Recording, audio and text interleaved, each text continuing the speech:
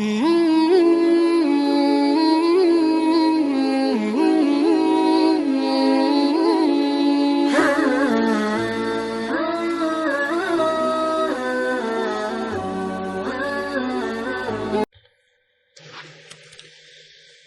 لله نحمده ونستعينه ونستغفره ونؤمن به ونتوكل عليه ونعوذ بالله من شرور أنفسنا ومن سيئات أعمالنا من يهده الله فلا مضل له ومن يضلله فلا هادي له ونشهد أن لا إله إلا الله وحده لا شريك له ونشهد أن سيدنا ونبينا وحبيبنا وشفيعنا ومطاعنا محمدا عبده ورسوله أما بعد فقد قال الله تعالى في القرآن المجيد والفرقان الحميد أعوذ بالله من الشيطان الرجيم بسم الله الرحمن الرحيم إن الذين قالوا ربنا الله ثم استقاموا تتنزل عليهم الملائكة ألا تخافوا ولا تحزنوا تتنزل عليهم الملائكة ألا تخافوا ولا تحزنوا وأبشروا بالجنة التي كنتم توعدون نحن أولياؤكم في الحياة الدنيا وفي الآخرة ولكم فيها ما تشتهي أنفسكم ولكم فيها ما تدعون نزلا من غفور رحيم صدق الله العظيم. وقال النبي صلى الله عليه وسلم ألا وإن الدنيا عرض حاضر يأكل منه البر والفاجر ألا وإن الآخرة أجل صادق يقضي فيها ملك عادل قادر يحق الحق ويبطل الباطل ألا وإن الخير كله بحذافيره في الجنة ألا وإن الشر كله بحذافيره في النار ألا فاعملوا وأنتم من الله على حذر واعلموا أنكم معروضون على أعمالكم فمن يعمل مثقال ذرة خيرا يره ومن يعمل مثقال ذرة شرا يره أو كما قال صلى الله عليه وسلم. Mudabbir, pentadbir ialah Allah Subhanahu wa taala. Semua perkara yang berlaku, semua perubahan yang kita nampak, pentadbirnya, pengendalinya hanya zat yang satu, zat Allah Subhanahu wa taala. Mudabbir bila mu'in. Allah Subhanahu wa taala mengendalikan alam ini tanpa pembantu, bila musyir, tanpa seseorang yang bermesyuarat, yang memberi petunjuk kepada Allah Subhanahu wa taala.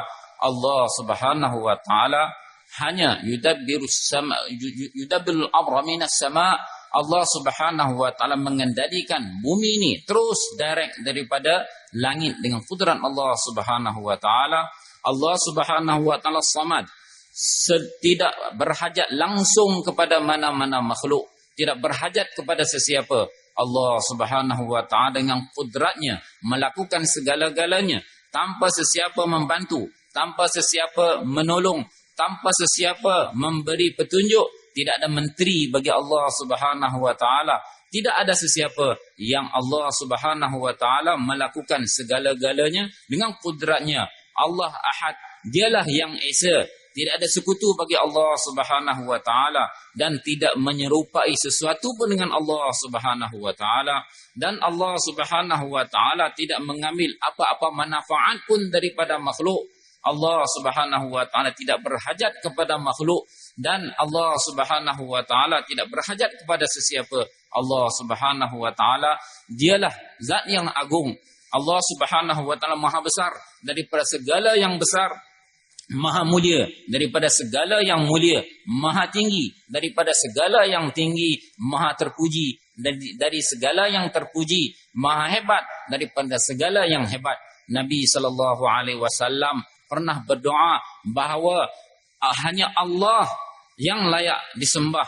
Ahaqqu man ubid, ahaqqu man dzukir. Wahai Allah, siapakah di sana yang layak disebut, layak diingat? Hanya melainkan Allah Subhanahu wa taala. Tidak ada siapa yang layak diingat, hanya Allah Subhanahu wa taala. Tidak ada siapa yang layak ditaat melainkan Engkau, wahai Allah Subhanahu wa taala. Aku serahkan seluruh dirimu kepadamu ya Allah. Jadi tuan-tuan yang mulia, inilah merupakan asas, fundamental asas usaha nabi-nabi dan rasul-rasul, dan yang telah dibuat oleh para sahabat radhiyallahu anhum, memasukkan keyakinan yang satu, kebesaran dan keagungan Allah Subhanahu wa taala dalam hati manusia, keagungan dan kehebatan, keyakinan kepada Allah Subhanahu wa taala. Inilah usaha yang pertama yang dibuat oleh nabi-nabi dan rasul-rasul dan para sahabat radhiyallahu anhum. Ini tuan-tuan yang mulia, atas Al-Quran berulang-ulang kali menyebut fa'lam annahu la ilaha illallah, ketahuilah tiada Tuhan yang layak disembah melainkan Allah, Rabbul Masyriq wal Maghrib, la ilaha illallah.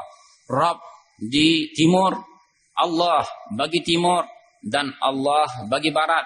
Pentadbir bagi timur, pentadbir bagi barat. Ilahukum ilahu wahid. Tuhan kamu hanya Tuhan yang esa. Tidak ada sekutu bagi Allah Subhanahu wa taala. Dan ayat-ayat yang beliau baca menunjukkan bahawa Allah Subhanahu wa taala ialah Rabb, tiada Tuhan melainkan Dia, hanya Dia layak disembah. Dan beberapa ayat begitu banyak Allah Subhanahu wa taala ulang akan keesaan dan keagungan Allah Subhanahu wa taala, kebesaran Allah Subhanahu wa taala, semuanya di tangan Allah. Sehingga keyakinan usaha nabi-nabi dan rasul-rasul sebagai keyakinan kepada Allah Subhanahu wa taala masuk dalam hati, bahawa benar-benar kita meyakini Khaliq, pencipta ialah Allah Subhanahu wa taala, Khafid yang menghina, merendahkan ialah Allah Subhanahu wa taala, Rafi' yang meninggikan ialah Allah Subhanahu wa taala, Mu'izz yang memuliakan ialah Allah Subhanahu wa taala, Mudhil yang menghinakan ialah Allah Subhanahu wa taala, Allah Muhaimin, Allah Subhanahu wa taala dialah pembantu dan penolong, Allah Subhanahu wa taala yang maha agung. Semua sifat-sifat Allah Sami', Allah Subhanahu wa taala maha mendengar, Allah Basir, Allah Subhanahu wa taala maha melihat. Allah Subhanahu wa taala dialah yang melakukan segala-galanya. Kehebatan, keagungan, keyakinan kepada Allah, kepada sifat-sifat Allah Subhanahu wa taala seluruhnya harus masuk dalam hati kita. Keagungan Allah Subhanahu wa taala. Sekali betapa kecintaan, makrifah kepada Allah Subhanahu wa taala harus datang dalam hati kita. Kenal Allah Subhanahu wa taala selayaknya sebagai zat yang maha agung, zat yang maha tinggi.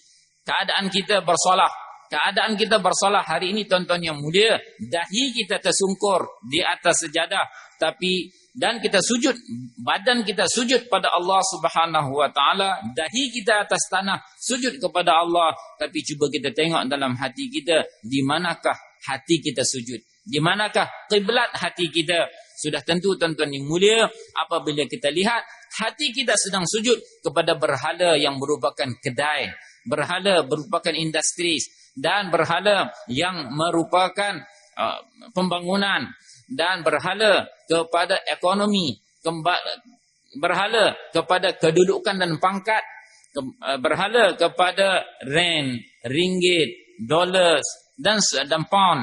Ini semua ni ialah merupakan berhala-berhala yang ada dalam hati kita. Padahal Allah ilahum fis sama wa ilahum fil ard. Allah Subhanahu wa taala dialah Tuhan di langit, dialah Tuhan di bumi. Tapi tuan-tuan yang mulia, malangnya kita sedang bersujud pada Allah Subhanahu wa taala, dahi kita sujud pada Allah Subhanahu wa taala, tetapi hati kita sujud selain daripada Allah kepada kebesaran-kebesaran makhluk. Sekali Junaid Baghdadi rahmatullahi alaih, dia sedang bertawaf di Kaabah, dan dia dengar seorang perempuan, dia membaca syair yang mafhumnya lebih kurang bahawa, wahai Allah, aku cuba membendung dan mengurung cintaku supaya ianya terkawal. Tetapi malangnya, sebagaimana aku kawal dan aku cuba hadangnya, dan terus dia membuak dan meletup, meleleh keluar. Dan apabila aku tidak menemuimu, aku jadi mati dan aku jadi mati. Dan apabila engkau menzahirkan zatmu, aku jadi hidup semula. Jadi keadaan ni dengar Junaid Baghdadi, ahlullah, arif billah, satu orang juga waliullah, kenal Allah Subhanahu wa taala, ada ma'rifah pada Allah. Dia kata, wahai wanita, kamu fikir apa yang kamu kata? Maksudnya ada ta'alluq dengan Allah Subhanahu wa taala. Apa yang kamu kata? Cakap betul-betul. Jadi makna cuma fikir apa yang kamu cakap. Tak over sangat ke? Jadi dia kata, kalaulah tidak kerana cintanya kepadaku, kalaulah tidak kerana takwanya, kepada takut, sayang, hubungan, ta'alluq aku dengan dia, sudah tentu dia tidak akan bangunkan aku daripada selimut yang panas dan bawa aku datang ke sini untuk bermunajat, beribadat kepadanya. Kemudian wanita tadi tanya kepada Junaid Baghdadi, wahai Junaid, kamu sedang buat apa? Dia kata, aku sedang tawaf Baitullah. Aku sedang tawaf Baitullah. Kemudian wanita tadi terus mendongak ke langit. Dia kata, ya Allah, betapa bodohnya hamba-Mu ini. Betapa bodohnya hamba-Mu ini. Dia tinggalkan kamu dan dia berkeliling batu. Mana satu keadaan suasana yang menyebabkan terkeluarnya percakapan tersebut. Jadi tuan-tuan yang mulia, kita lihatlah, kita renunglah diri kita pada hari ini. Kita bersujud, dahi kita di bumi, tapi di manakah kiblat hati kita dan kita sedang bersujud kepada ghairullah. Jadi tuan-tuan yang mulia, pemikiran kita, pemandangan kita, apa yang kita dengar, apa yang kita fikir, semuanya dia akan memberi kesan dalam hati kita. Sekiranya perkara yang kita dengar, perkara yang betul, ianya perkara yang betul akan masuk dalam hati kita. Tetapi sebaliknya, sekiranya yang kita dengar, kita lihat, kita fikir, kita dengar, benda tak betul yang akan masuk dalam hati kita. Dan benda tak betul yang telah masuk dalam hati kita, dia akan reflect. Dia akan zahir balik dalam anggota-anggota tubuh badan kita, yang ini tubuh badan manusia. Jadi tuan-tuan yang mulia, hari ini kalau saya dan tuan-tuan lihat apa yang kita lihat, yang kita dengar seharian di keliling kita, ialah benda tak betul. Sama ada kita lihat daripada media ataupun daripada akhbar, dari ada apa-apa benda yang kita dengar di percakapan seharian di sekeliling kita, percakapan tak betul. Yakni satu perkara, satu da'ayah yang tak betul, yang sedang diwar-warkan oleh semua yang ada di keliling kita. Sama ada percakapan manusia, ataupun apa yang kita dengar daripada media, ataupun apa yang kita baca daripada media, apa yang kita fikir dalam fikiran kita, bahawa kalau kita ada duit, agar paisa ho kam banega. Kalau kita ada duit, jadi kerja. Kalau kita ada harta, masalah kita selesai. Kalau kita ada kedudukan pangkat, kita akan dapat kemuliaan. Ini perkara tak betul yang telah masuk dalam fikiran kita, masuk dalam hati kita. Oleh kerana itu tuan-tuan yang mulia, apabila perkara tak betul telah masuk dalam hati kita, amalan yang refleks daripada keyakinan yang tak betul ialah amalan yang tak betul. Oleh sebab itu Nabi SAW bersabda yang mafhumnya, ala wa inna fil jasadi mudghatan, ketahuilah sesungguhnya dalam jasad anak Adam ada seketul daging. Kalau ianya baik, semua anggota akan jadi baik. Tapi kalau ianya rosak, semua anggota akan jadi rosak. Semua amalan akan jadi rosak.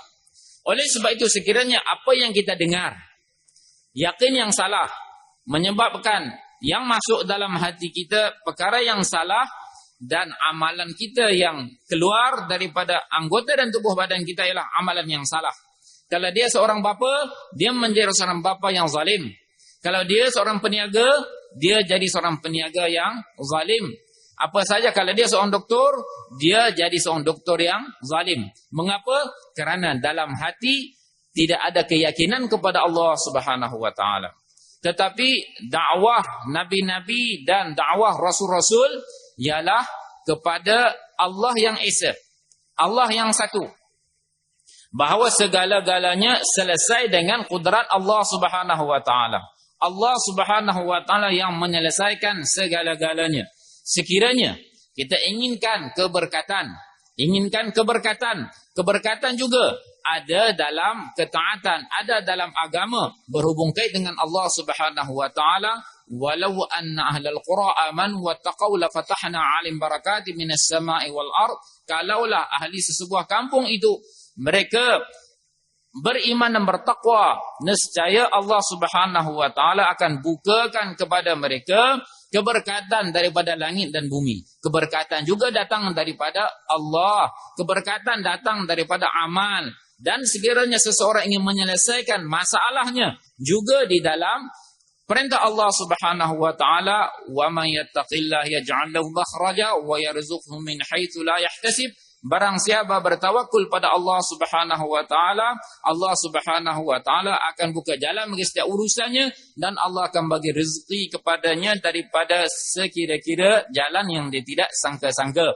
Kalau seseorang inginkan bahawa kemuliaan, kalau dia inginkan kemuliaan juga ada pada Allah Subhanahu wa taala. Walillahil 'izzatu walirasulihi walil mu'minin. Hanya bagi Allah kemuliaan, bagi rasulnya dan juga bagi orang-orang mukmin.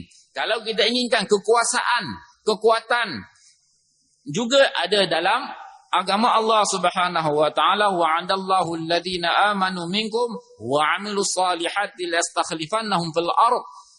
Sekiranya Allah telah berjanji, Allah berjanji kepada sebahagian kamu dan Allah telah berjanji kepada sebahagian kamu bahawa Allah dan orang yang beriman ni kepada Allah Subhanahu wa taala akan beri kekhilafahan, kekuasaan kepada mereka sebagaimana Allah beri kepada orang yang sebelum mereka.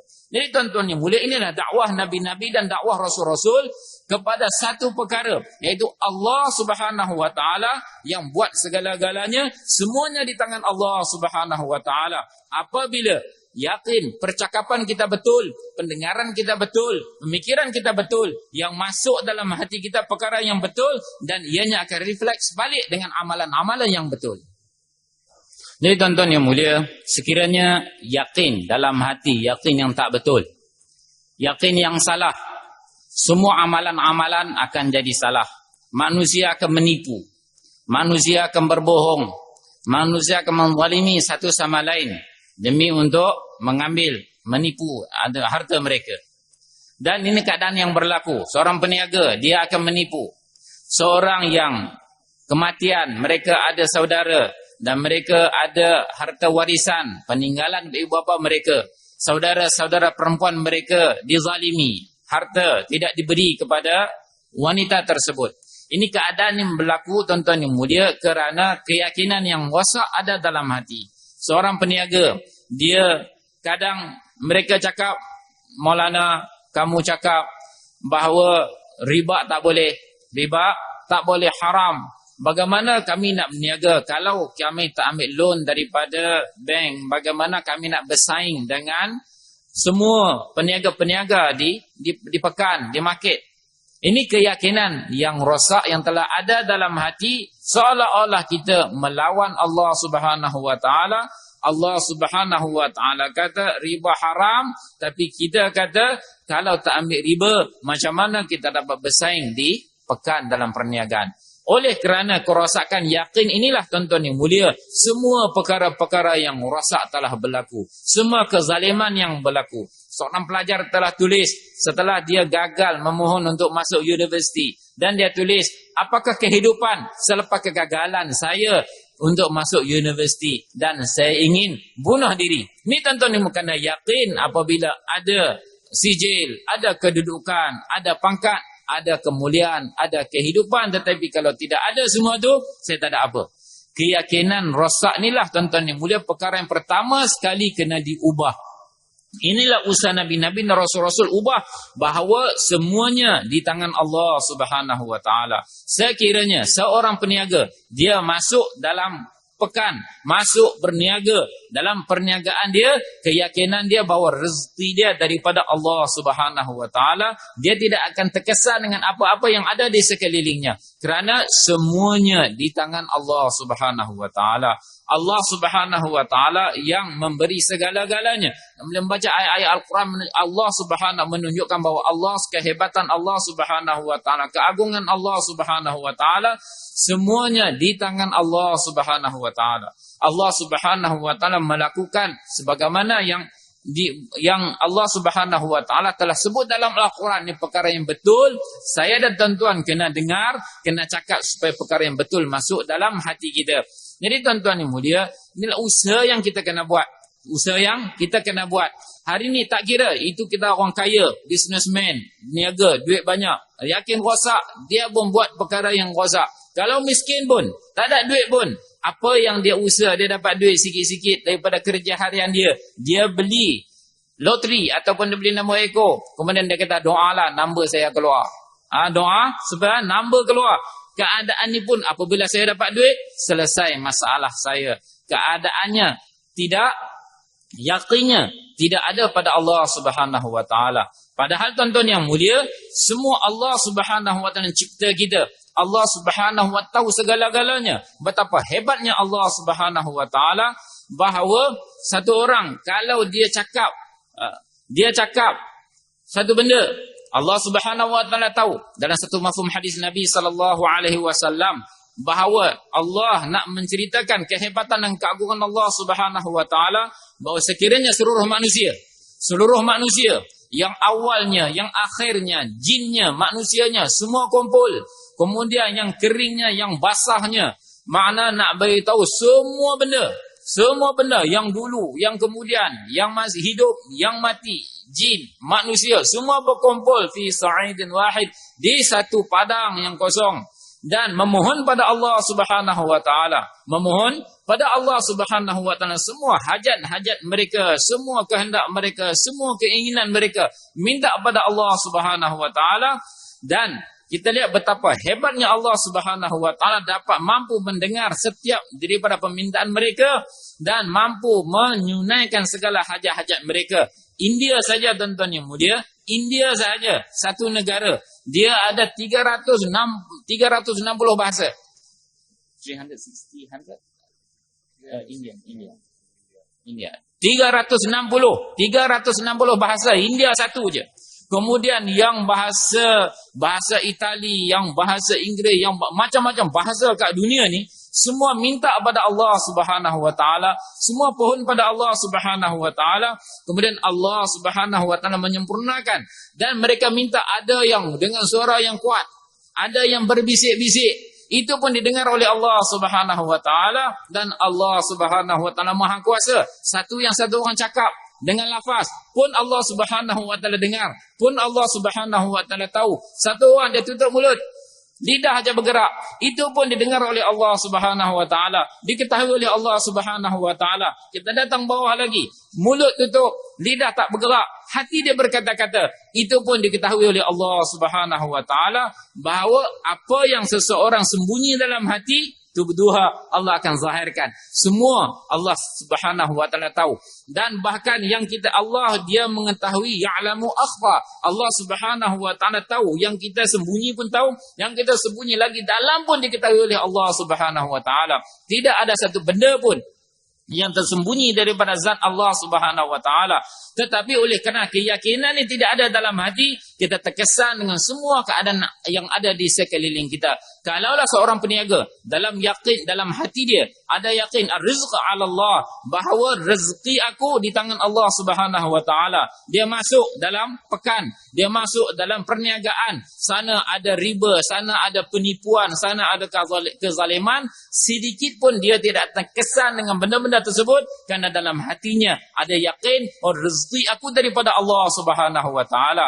Oleh kerana yakin ini tidak ada dalam hati kita, tidak ada dalam hati manusia, menyebabkan semua perkara-perkara batil, semua perkara-perkara salah telah datang dalam kehidupan kita. Oleh sebab itu tuan-tuan yang mulia, perkara pertama yang telah diusahakan oleh Nabi-Nabi dan Rasul-Rasul, bahawa bagaimana untuk mengosongkan hati daripada segala keyakinan-keyakinan yang rosak dan masukkan keyakinan yang betul pada Allah Subhanahu wa taala. Dengan itu barulah seseorang mampu untuk mentaati seluruh perintah-perintah Allah Subhanahu wa taala. Jadi tuan-tuan yang mulia, semua sifat-sifat keagungan, kebesaran Allah Subhanahu wa taala, di antara banyak-banyak sifat tuan-tuan yang mulia, paling utama, paling penting ialah Rabb. Bahawa Allah Subhanahu wa taala pentadbir. Allah Subhanahu wa taala dialah memberi rezeki, yang mengendalikan, menguruskan sekalian makhluk ini. Dan apabila semua ruh-ruh anak Adam dikumpulkan di akhirat, di alam arwah dulu, perkara yang ditanya oleh Allah Subhanahu wa taala, pengakuan mereka, ikrar mereka mengenai rububiyah Allah Subhanahu wa taala, bahawa Allah ialah Rabb mereka. Dan juga dalam amalan-amalan kita, apabila kita sembahyang, kita baca alhamdulillahi rabbil alamin. Rabb, segala puji bagi Rabb, bagi pentadbir sekalian alam. Segala puji bagi Allah, pentadbir sekalian alam. Bila kita rukuk pun, subhana rabbiyal azim, maha suci Tuhanku yang maha agung. Bila kita pergi sujud, bila kita i'tidal pun kita sebut Rabb. Rabbana lakal hamd. Rabbana, wahai Tuhan kami, hanya bagi Engkau segala puji. Pergi sujud pun subhana rabbiyal a'la, bahawa maha suci Tuhanku yang maha tinggi. Dan begitu juga satu di awal Al-Quran. Awal Al-Quran Allah mula alhamdulillahi rabbil alamin. Akhir Al-Quran pun qul a'udzu birabbin nas. Katakanlah aku minta lindung daripada Rabb pentadbir sekalian manusia. Di tengah-tengah Al-Quran pun Allah Subhanahu wa taala menyebut tentang rububiyah Allah Subhanahu wa taala, yang menjadikan Allah sebagai Rabb, dia menjadikan 7 petala langit, 7 petala bumi dalam masa 6 hari. Kemudian Allah bersemayam di arasnya. Allah yang mencipta bulan, matahari, bintang, semua dalam kekuasaan. Semuanya makhluk tunduk pada Allah Subhanahu wa taala. Jadi tuan-tuan yang mulia, di akhirat bila kita mati pun dalam kubur, juga kita ditanya man rabbuk, siapa Rabb kamu. Dalam kubur tuan-tuan yang mulia, Allah Subhanahu wa taala tak tanya siapa yang kamu sembah. Siapa yang kamu sembah, kepada siapa kamu sujud. Kerana satu orang di dunia ni, kalau dia tak pernah semayang pun, semayang raya pun dia tak semayang, kalau tanya kamu sujud kat siapa, dia kata sujud kat Allah. Sujud kat Allah. Oleh sebab itu tuan-tuan yang mulia, Allah Subhanahu wa taala dalam kubur tanya man rabbuk, siapa Rabb kamu, siapa pentadbir kamu, siapa pengurus kamu, siapa pengendali kamu. War-Razzaq, dialah pemberi rezeki, dia yang menyelesaikan segala keperluan hamba-hambanya. Dan di akhirat tuan-tuan yang mulia, wa hussila ma fi sudur. Sebelum ni juga beliau baca, saya lupa. Dan wa hussila ma fi sudur, bahawa Allah akan zahirkan apa yang ada dalam hati.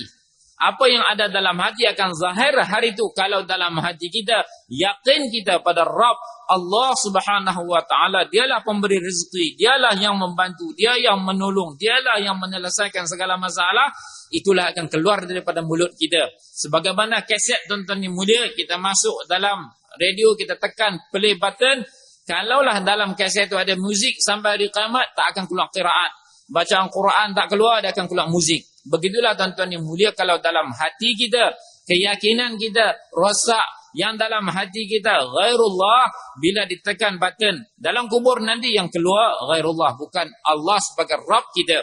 Sahabat-sahabat radhiyallahu anhu, mereka ditarbiyah atas keimanan dan keyakinan. Dalam satu kisah, bahawa Nabi SAW telah membentuk satu jamaah daripada para sahabat untuk keluar di jalan Allah Subhanahu wa taala, bukan 400 orang. Kemudian Nabi telah memberi kepada mereka semua keperluan-keperluan sedikit bekalan untuk mereka. Dan Nabi SAW terlupa seorang sahabat nama Hudaid radhiyallahu an. Dia keluar tanpa pemberian, tanpa bekalan yang diberi kepadanya, sebagaimana sahabat-sahabat yang lain. Tetapi bagaimana tengok keyakinan mereka? Tidak ada langsung keyakinan mereka pada makhluk, tapi keyakinan mereka hanya pada Allah Subhanahu wa taala. Dia keluar di jalan Allah.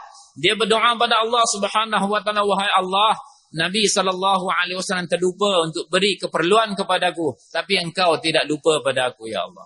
Dia doa, kau tidak lupa pada aku. Dan dia berdoa pada Allah, dan ya Allah, engkau bagilah rezeki kepada aku. Jadikanlah sumber rezekiku. Subhanallah, walhamdulillah, wala ilaha illallah, wallahu akbar. Bertasbih kepada Allah. As-Subhan Qudus. Allah subhanahu wa ta'ala. Dia memuji Allah subhanahu wa ta'ala. Allah subhanahu wa ta'ala dia yang mencipta, dan Allah subhanahu wa ta'ala bagi rezeki kepada semua makhluk dia. Semua makhluk dia. Dan satu kisah Musa alaihi salam. Allah nak menunjukkan kehebatan dan keagungan Allah. Allah telah perintahkan Musa AS untuk ketuk satu batu. Pecah satu lapis. Allah perintah ketuk lagi. Ketuk, pecah lagi satu lapis. Ketuk lagi, pecah lapis yang ketiga. Maka dalam sana ada serangga yang kecil. Ulat kecil. Dan di mulutnya ada daun yang, secebis daun yang hijau. Kemudian Allah perintahkan Musa AS. Cuba kamu hampirkan telinga kamu dengar. Apa dia kata? Dia kata, Subhana man yarani. Segala puji bagi zat yang melihatku, yang tidak mengabaikan aku, nampak aku. Wa ya'rifu makani, dan dia tahu juga, dan zat yang tahu di mana tempat aku duduk. Dan wa yarzuquni wa la yansani, dan dia bagi rezeki kepada aku dan dia tak lupa aku. Allah subhanahu wa ta'ala dalam keadaan begitu juta-juta makhluk Allah subhanahu wa ta'ala, begitu banyak makhluk Allah subhanahu wa ta'ala, satu makhluk pun Allah tak lupa. Jadi tuan-tuan ni mulia, Allah sebut dalam Al-Quran bagaimana Allah seolah challenge dengan kita. Cuba kamu lihat di keliling kamu daripada makhluk-makhluk ni. Ada yang bawa simpan rezeki dia untuk esok. Tak ada, semua makan sebagaimana hari ni Allah bagi makan, agar Allah bagi rezeki. Esok pun Allah juga bagi rezeki. Tuan-tuan yang mulia, Allah perintahkan kita untuk tengok makhluk-makhluk Allah yang lain. Nah, mereka tak bawa, tak simpan rezeki mereka. Kehebatan Allah subhanahu wa ta'ala, inilah keyakinan yang saya tuan-tuan kena usahakan. Dan perkara ini tidak akan datang melainkan kita kata lagi dan lagi, berulang-ulang kisah ni. Kita kena sebut cerita kebesaran Allah subhanahu wa ta'ala, sehingga benda-benda keyakinan ni masuk dalam hati kita. Kemudian kisah tadi, Nabi pun setelah dia berdoa tawajuh pada Allah subhanahu wa ta'ala, Allah utuhkan Jibril alaihi salam. Untuk Jibril alaihi salam kepada Nabi sallallahu alaihi wasallam, sampaikan wahyu begitu, wahai Rasulullah, kamu lupa bagi keperluan bekalan kepada Hudzaifah radhiyallahu an. Nabi sallallahu alaihi wasallam siapkan keperluan dia, hantar satu orang sahabat pergi susul mereka, sampaikan keperluannya. Kemudian Nabi pesan, bila kamu bagi ni, kamu dengar apa dia kata. Apa dia kata? Kemudian apabila sampai, dia bagi, dia kata, Alhamdulillah, segala puji bagi Allah subhanahu wa ta'ala yang tidak lupa pada aku. Yang tidak lupa pada aku. Nabi lupa, aku tak ingatkan dia. Tapi Allah subhanahu wa ta'ala tak lupa pada aku. Wahai Allah, sebagaimana engkau tidak lupa pada aku, berilah Hudzaifah tidak lupa kepadamu untuk selama-lamanya. Jadi tuan-tuan yang mulia, inilah sifat yang ada pada sahabat, keyakinan yang ada pada sahabat yang kita perlu usahakan. Yang tahap yang pertama, betulkan yakin kita pada Allah Subhanahu wa taala, wujudkan keyakinan kita kepada sifat-sifat Allah Subhanahu wa taala. Ya tuan-tuan yang mulia, perkara ni yang kita kena belajar. Kita keimanan inilah kita kena belajar. Dan nak belajar iman ni kita tak dapat belajar ketika kita berada di kedai-kedai kita, di rumah-rumah kita. Kita kena belajar iman di medan yang sama. Di medan yang sama di mana Nabi SAW dan para sahabat telah belajar iman. Oleh sebab itu sahabat-sahabat pernah kata, ta'allamna al-iman summa ta'allamna al-Quran. Kami belajar iman dulu, kemudian kami belajar Al-Quran. Jadi tuan-tuan yang mulia, sebagaimana sahabat radhiyallahu mereka telah berkorban di jalan Allah Subhanahu wa taala, keluar di jalan Allah Subhanahu wa taala, Allah Subhanahu wa taala bina iman mereka. Ini bulan Ramadan, dalam satu riwayat telah datang kepada kamu satu bulan yang diberkati, satu bulan yang dirahmati oleh Allah Subhanahu wa taala, bulan yang Allah Subhanahu wa taala gandakan amalan-amalan kamu. Dan di akhir mafhum hadis tersebut Nabi kata, tunjukkanlah pada Allah Subhanahu wa taala daripada diri kamu seberapa banyak kebaikan yang kamu inginkan. Tunjuk pada Allah. Allah minta bahawa Nabi SAW minta supaya kita tunjuk kepada Allah. Tunjukkan kesungguhan kita pada Allah. Kita inginkan rahmat, kebaikan daripada Allah Subhanahu wa taala. Peperangan Badar juga berlaku di bulan Ramadan. Mereka telah berkorban demi untuk Allah Subhanahu wa taala, dan Allah Subhanahu wa taala telah menerima pengorbanan mereka. Dalam Sahih Bukhari bahawa datang riwayat yang mafhumnya bahawa Allah Subhanahu wa taala yattali' ala ahli Badar. Allah Subhanahu wa taala melihat ahli Badar, dan Allah berfirman, buatlah apa yang kamu suka selepas ini, bahawa syurga adalah hak kamu, wajib bagi kamu. Yang ini kamu buatlah dosa ke apa ke, syurga wajib bagi kamu. Jadi tuan-tuan yang mulia, ini keadaan para sahabat radhiyallahu anhum. Sehingga apabila seorang sahabat Anas bin Nadar radhiyallahu anhu, bila dia dengar kelebihan orang-orang yang berkorban, yang keluar di Badar, dan dia tak dapat sama-sama hadir di peperangan Badar, dia rasa begitu kecewa, dan dia berazam kepada diri dia, sekiranya ada peluang yang lain dikurniakan oleh Allah, aku akan tunjukkan pada Allah Subhanahu wa taala apa yang aku mampu buat untuk menegakkan agama. 18 bulan selepas itu berlangsung pula peperangan Uhud. Dan dia benar-benar tunjukkan pada Allah Subhanahu wa taala pengorbanannya untuk agama Allah Subhanahu wa taala, sehingga apabila dia maju di medan tempur, dia membaca serangkap syair yang mafhumnya, alangkah harumnya bau syurga, dan aku mendapati bau syurga daripada pihak Bukit Uhud. Dan dia terus mengorbankan dirinya, dan dia didapati syahid, gugur di jalan Allah. Sahabat bilang ada 80 luka di bahagian depan badan dia.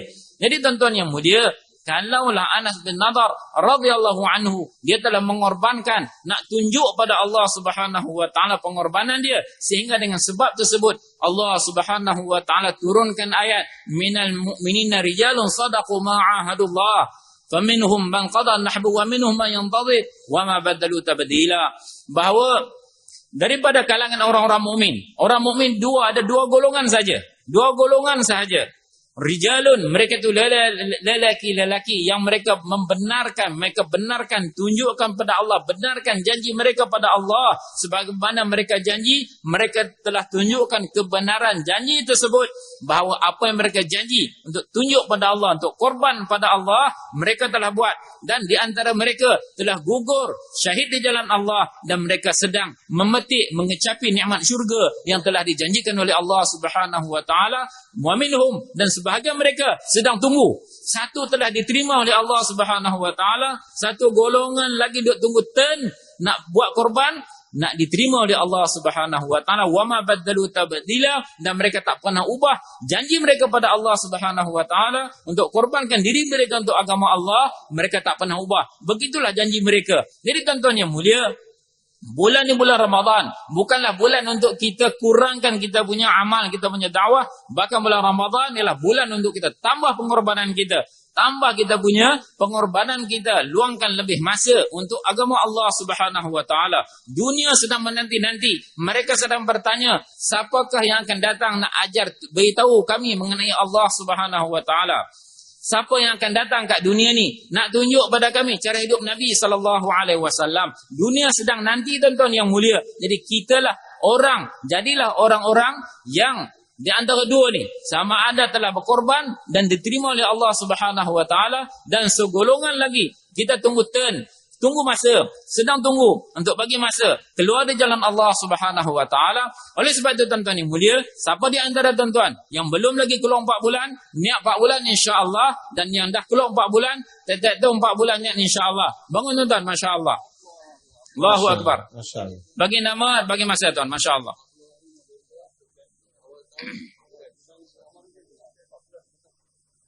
Ada tuan, masya-Allah. Dan secara jamaah untuk 40 hari daripada mahalah tuan-tuan, masjid tuan-tuan, masya-Allah, halqah tuan-tuan, masya-Allah. Ada tuan daripada masjid, mahalah atau halqah tuan-tuan, masya-Allah, 40 hari dalam bentuk jamaah. Berapa jamaah? Masya-Allah. Sungai Manila Sandakan 1 jemaah ya. Bulan 10 4 bulan, masya-Allah. Semoga Allah terima tuan, masya-Allah. Ya, orang Sabah telah mendahului tuan-tuan. Masya-Allah tuan.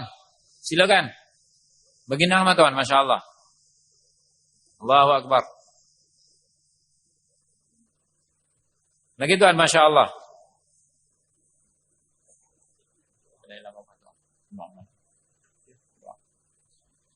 بسم الله الرحمن الرحيم الحمد لله رب العالمين والعاقبة للمتقين والصلاة والسلام على أشرف الأنبياء والمرسلين سيدنا ومتعنا محمد وعلى آله وأصحابه أجمعين. اللهم اهدنا فيمن هديت وعافنا فيمن عافيت وتولنا فيمن توليت وبارك لنا فيما أعطيت وقنا برحمتك واصرف عنا شر ما قضيت فإنك تقضي بالحق ولا يقضى عليك إنه لا يذل من واليت ولا يعز من عاديت تباركت ربنا وتعاليت. نستغفرك اللهم من جميع الذنوب والخطايا ونتوب إليك. اللهم اقسم لنا من خشيتك ما تحول به بيننا وبين معاصيك ومن طاعتك ما تبلغنا به جنتك ومن اليقين ما تهون به علينا مصائب الدنيا. اللهم متعنا بأسماعنا وأبصارنا وقواتنا أبدا ما أبقيتنا واجعله الوارث منا واجعل ثارنا على من ظلمنا وانصرنا على من عادانا ولا تجعل مصيبتنا في ديننا ولا تجعل الدنيا أكبر همنا ولا مبلغ علمنا ولا غاية رغبتنا ولا إلى النار مصيرنا واجعل الجنة هي دارنا ولا تسلط علينا بذنوبنا بل لا يخافك فينا ولا يرحمنا برحمتك يا أرحم الراحمين. اللهم إن مغفرتك أوسع من ذنوبنا ورحمتك أرجع عندنا من أعمالنا يا غفار الذنوب يا ستار العيوب اغفر لنا ولجميع أمة محمد صلى الله عليه وسلم. اللهم ارحم أمة محمد صلى الله عليه وسلم. اللهم تجاوز عن سيئات أمة محمد صلى الله عليه وسلم. اللهم اهد أمة محمد صلى الله عليه وسلم. اللهم افتح أبواب الهداية. اللهم أخرج الناس من الظلمات إلى النور وجنبهم الفواحش ما ظهر منها وما بطن يا رب العالمين. اللهم اجعلنا ممن صام الشهر واستكمل الأجر وأدرك ليلة القدر وفاز بالثواب والأجر. اللهم اجعلنا من عتقاء شهر رمضان.